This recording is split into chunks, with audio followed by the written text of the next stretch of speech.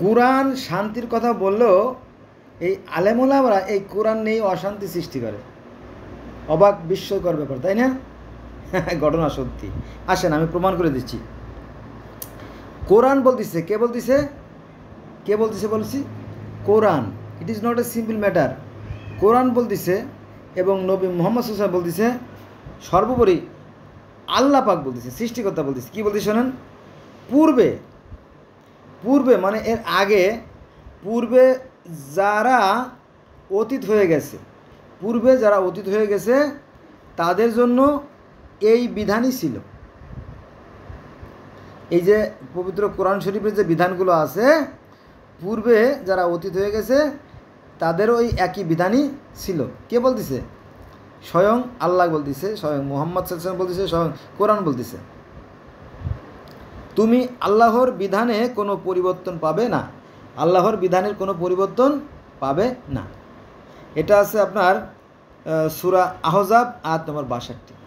এবার আমি আপনাদেরকে এটা মিলেই দেব, যেহেতু আমি পৃথিবীর বিভিন্ন ধর্মের ছাত্র, যে পৃথিবীতে অসংখ্য অসংখ্য ধর্ম আছে, কিন্তু বর্তমানে প্রায় 4300 ধর্ম আছে।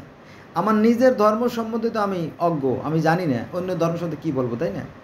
আমার কাছে শুনে রাখুন যে পৃথিবীর প্রত্যেকটা ধর্মই সত্য, সুন্দর, কল্যাণ, ন্যায়, আদর্শের কথা বলে এবং একটা কথা বলে। এবার চলেন শুরু করি মূল বিষয়। এটা হচ্ছে, আমরা যদি আজ থেকে সেই 14,000 বছর আগে বা 14,500 বছর আগে সেই পৃথিবীর প্রথম লিখিত যে গ্রন্থ, পৃথিবীর around the world famous book, the কি স্টোরি অফ গিলগ্যামেশ, তাই না? গিলগ্যামেশের সে মহাকাব্য যদি আমরা দেখি, তাহলে আমরা দেখব যে সেখানে যে স্বর্গের একটা স্বর্গ ছিল, স্বর্গের একজন দেবতা, তার নাম হচ্ছে আনু। হ্যাঁ, আর এই স্বর্গের দেবতা আনু দেবী আরুরুকে বলেছিল, তুমি মাটি দিয়ে মানুষ তৈরি করো এবং তার মধ্যে প্রাণ সঞ্চার করো, এরকম ব্যাপারগুলো আছে। আর সেখানে পুতনা পিস্তিন নামে একজন ছিল, যার সময় এক মহাপ্লাবন ঘটেছিল, সেই কাহিনী কিন্তু সেখানে আছে, যেটা আমাদের নূহ নবীর গণে পাওয়া যায়। আচ্ছা, এবার আমরা চলে আসবো দ্বিতীয় আর একটা ধর্ম, সেটা হচ্ছে মিশরীয় ফারাও রাজাদেরও কিন্তু ধর্ম ছিল। তো মিশরীয় ফারাওদের কিন্তু ধর্ম ছিল, কিন্তু এই ব্যাপারে আমাদের আলেম ওলামারা মিথ্যে কথা বলে। এত বড় সর্বনাশের কথা কি বলা যায়? বলেন, যায় না। মিশরের ফারাওরা নিজেদেরকে ঈশ্বর দাবি করতো, এটা সত্য কথা, 100% সত্য। কিন্তু এই ঈশ্বরদের যিনি সৃষ্টি করেছিলেন তিনি হচ্ছেন মহা ঈশ্বর, ঠিক আছে? আর এই মহা ঈশ্বর তাদেরকে একজন দেবতার কাছে মেসেজ দিত, সেই মেসেজটা আবার নিয়ে আসতো আরেকজন দেবতা, যিনি প্রচার সম্পাদক, যিনি প্রচার করতেন। এইগুলো সেই গিলগ্যামেশের মিশরীয় ধর্মগুলোতে আছে। তো এটা না, মূল কথা আছে মিশরীয় ধর্মের যিনি সৃষ্টিকর্তা তার নাম হচ্ছে রা। রা শব্দের অর্থ অদৃশ্য সৃষ্টিকর্তা, যাকে বলে আটুম। আটুম শব্দের অর্থ হচ্ছে এক এবং অদ্বিতীয় ঈশ্বর। বোঝা গেছে? তাহলে আমরা মুসলমানরা যেমন নিরাকার ঈশ্বরে বিশ্বাস করি, তো সেখানেও সেই নিরাকার ঈশ্বরই ছিল এবং তিনি একজন, অদৃশ্য, ইত্যাদি ইত্যাদি। এবং সেখানেও আপনার এই যে কাঠে মানুষ ভাসিয়ে দেওয়া যে কাহিনী আছে, সেই কাহিনীও সেখানে আছে, যে শ্বেত তার ভাই আইসিসকে হত্যা করে কাঠের বাক্সে করে ভাসাই দেয়, পরে সে পানিতে ভেসে ভেসে ভেসে এক জায়গায় যে আটকে যায়, সেখান থেকে আবার তাকে তার স্ত্রী, আইসিসের স্ত্রী ওসারিস, সে কী করে উদ্ধার করে নিয়ে আসে এবং সৃষ্টিকর্তার কাছে অর্থাৎ আল্লাহর কাছে অর্থাৎ রায়ের কাছে নালিশ করে যে আমার স্বামী তো নিষ্পাপ, আমার স্বামীকে কেন বিনা অপরাধে হত্যা করা হয়েছে, এর বিচার চাই। যেহেতু ঈশ্বরের কাছে দাবি করছে, দেবতাদের কাছে দাবি করছে, তখন তারা বিচারে বসলো যে হ্যাঁ, ওসাইস তো কোনো আইসিস তো কোনো অপরাধ করে নাই। পরে তার প্রাণ ফিরিয়ে দেওয়া হয় এবং প্রাণ ফিরিয়ে দেওয়ার পরে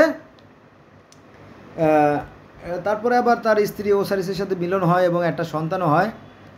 কিন্তু সেই আইসিস বলো যে না, আমি আর এই নোংরা পৃথিবীতে থাকতে রাজি না, হে ঈশ্বর, হে ভগবান, হে আল্লাহ, হে রা, হে আটম, তুমি আমাকে তোমার সঙ্গে করে স্বর্গে নিয়ে চলো।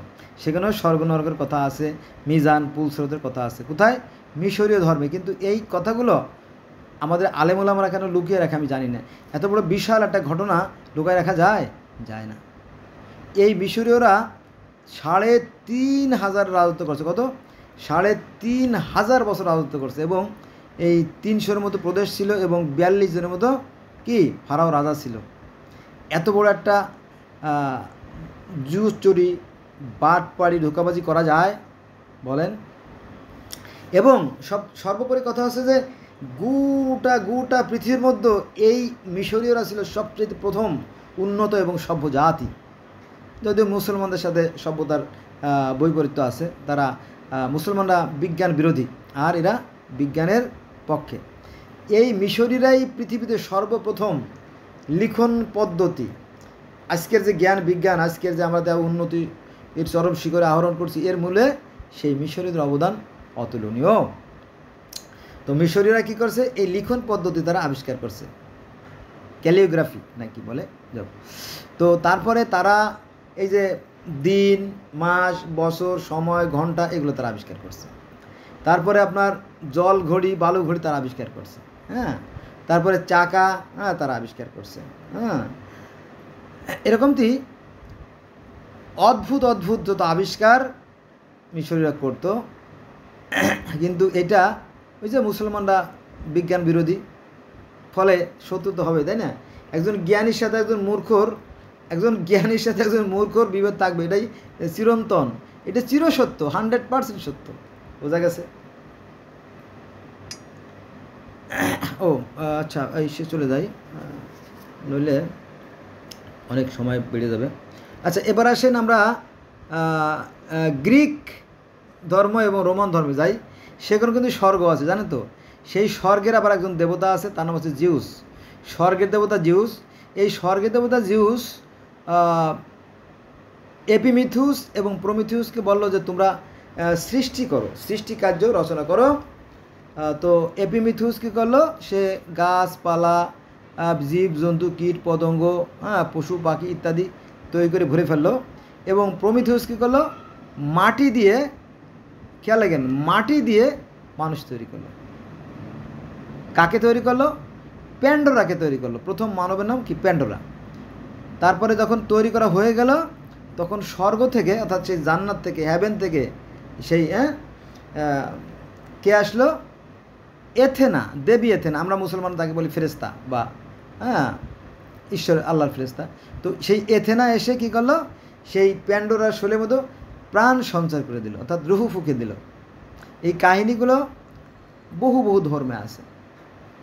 আচ্ছা, এবার আসেন, আজ এটা হলো আজ থেকে 5,000 5,500 বছর আগের যে ঘটনা, সেটা হচ্ছে আপনার পার্সিয়ান ধর্ম বা পারস্য ধর্ম বা জরস্টান ধর্ম বা জরথ্রুস ধর্ম, যাই বলেন, বা জুডাইজম বলেন, যাই বলেন, অনেক নামে ডাকা হয়।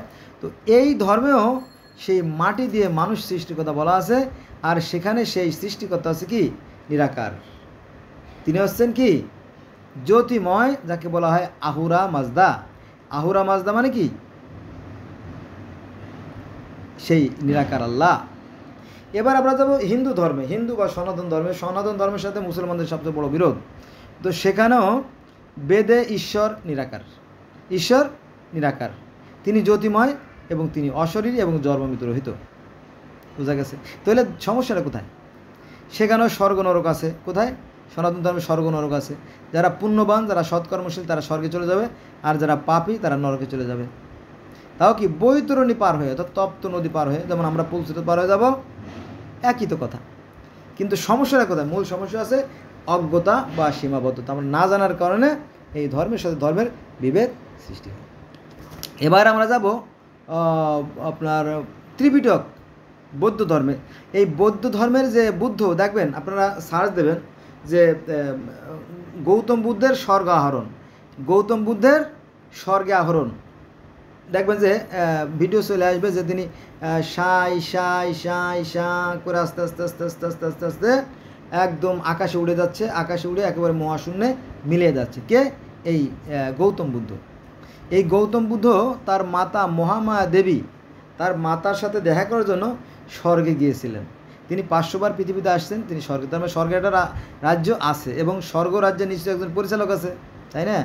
তবে তিনি যে তাকে যে দেখা যায় না, স্বর্গরাজ্যে যিনি রাজা, তিনি যে একটা শক্তি, এটা কি এনার্জি, এটা পাওয়ার, এই জিনিসটা যদি তিনি বলেন যে আমি ঈশ্বরকে দেখছি কিন্তু কেমন দেখছি বলতে পারবো না, তখন বলত আপনি একটা বোকালোক। এই জন্য গৌতম বুদ্ধ খুব বুদ্ধিমান লোক ছিল, ঈশ্বর সম্বন্ধে কিছু বলেন নাই। আমাদের কোরআন শরীফেও কিন্তু একই কথা বলা আছে। সূরা আনামের 103 নম্বর আয়াতে ঈশ্বর আছে কি, ঈশ্বরকে চর্মচক্ষু দ্বারা দেখা সম্ভব না, আল্লাহকে চর্মচক্ষু দ্বারা দেখা সম্ভব না, এটা আছে সূরা আনামের 103 নম্বর আয়াতে। এবং সূরা নূরের 35 নম্বর আয়াতে বলা হয়েছে আল্লাহ হচ্ছে আকাশ এবং পৃথিবীর জ্যোতি, তাকে দেখা যায় না। মিরাজে যাওয়ার পরে নবী মুহাম্মদকে জিজ্ঞেস করেছিল আপনি কি আল্লাহকে দেখেছেন? বলো না, আমি আলো দেখেছি। দেখতে পারেন নাই, তাকে দেখা যায় না, পৃথিবীর কোনো মানুষ দেখতে পারে নাই। আবার আপনার এই কথাটা বারবার বলছে, আবার বলতে হয়, সেটা হচ্ছে যে কুরুক্ষেত্র যুদ্ধ হয়েছিল 18 দিন। এই 18 দিন কৃষ্ণের সাথে অর্জুনের যে কথোপকথন মানে ডায়লগ, সেটাকে একসঙ্গে করে বানানো হয়েছে ভগবদ্গীতা। তো সেখানে অর্জুন বলছিল শ্রীকৃষ্ণকে আমি ঈশ্বরের রূপ দেখতে চাই, বলে না, চর্মচক্ষে ঈশ্বরের রূপ দেখা সম্ভব না। বোঝা গেছে বিষয়টা? তাহলে এখানে কয়টা ধর্ম চলে আসলো? 1 নম্বরে আসছে ইহুদি ধর্ম, খ্রিস্টান ধর্ম আর ইসলাম ধর্ম, তো জানেন তো, তাই না? ইহুদি ধর্মের যে নবী মুসা, খ্রিস্টান ধর্মের নবী যে মোজেস, তিনি সেই তুর পাহাড়ে বা সিনাই পর্বতে, তোয়া পর্বতে যে আল্লাহর যে রূপ বা ঈশ্বরের যে রূপ, সৃষ্টিগত যে রূপ দেখছেন, সেটাও কিন্তু ছিল কি জ্যোতিময়, আলো, আগুন, নূর। বোঝা গেছে বিষয়টা? এবং পার্সি ধর্মের যে প্রবর্তক জরস্টান, তিনিও কিন্তু আল্লাহর রূপ দেখেছিলেন একটা নদীর মোহনায়, একটা সেই জ্যোতিরূপ। তার মানে কয়টা ধর্মের কথা বললাম? 1 নম্বরে গিলগামেশের মহাকাব্য, 2 নম্বরে মিশরীয় ধর্ম, 3 নম্বরে গ্রিক ধর্ম, 4 নম্বরে রোমান ধর্ম, 5 নম্বরে ত্রিপিটক, 6 নম্বরে জরস্টান, 7 নম্বরে হিন্দু ধর্ম, 8 নম্বরে ইসলাম ধর্ম, 9 নম্বরে খ্রিস্টান ধর্ম, আর 10 নম্বরে ইহুদি ধর্ম। তাহলে এই যে 10টা ধর্মের কথা বললাম, সব জায়গায় তো ঈশ্বরের রূপ জ্যোতিময়, তিনি এক এবং অদ্বিতীয়। ব্রহ্মা একং দ্বিতীয় নাস্তি। ব্রহ্মা মানে সৃষ্টিকর্তা বা হরি, একং মানে একজনই, দ্বিতীয় মানে দ্বিই, নাস্তি মানে না, নাই। তাহলে সমস্যা কোথায়?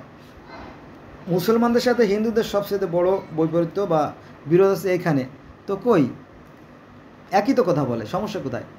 এখন কিছু লোকে মূর্তি পূজা করে, হ্যাঁ এটা আমরা জানি, মূর্তি পূজা করে। আর এই মূর্তি পূজার প্রচলন তো সৃষ্টিকর্তাই করেছিলেন সেই স্বর্গে, মনে আছে?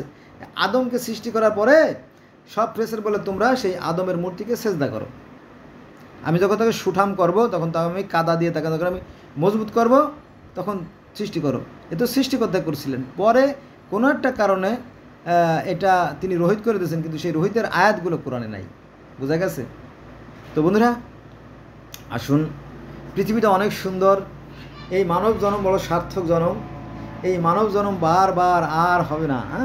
আসুন আমরা বিভেদ সৃষ্টি না করি, সৃষ্টিকর্তার ওই যে একটা আয়াত আমি বলতে হবে, সেটা এসেছে কি, এবং তার নির্দেশাবলীর মধ্যে একটি নির্দেশন হচ্ছে আকাশ ও পৃথিবী সৃষ্টি এবং তোমাদের ভাষা ও বর্ণের বৈচিত্র্য, এতে জ্ঞানীদের জন্য নির্দেশন রয়েছে। সূরা রুম আয়াত নম্বর 22। ঠিক আছে? এই যে বৈচিত্র্যময় সমস্ত সৃষ্টি, এগুলো সৃষ্টিকর্তারই বিধান। চলুন আমরা এগুলো নিয়ে সংঘাত না করি, বিভেদ না করি, ধর্ম নিয়ে বাড়াবাড়ি না করি। ঠিক আছে? কিন্তু এক শ্রেণীর লোক আছে, তারা এই ধর্মকে ধোঁকাবাজি ব্যবসা হিসেবে চালিয়ে দিচ্ছে এবং নিজেরা বেশ কি মাঝ মস্তি করে নিজেদের আখের গোছাচ্ছে। এরা ধরা পড়ে যাবে, নিঃসন্দেহে ধরা পড়ে যাবে। ধর্মগুরুরা এরা ধর্মের বিকৃতি ঘটায়। ধন্যবাদ সবাইকে।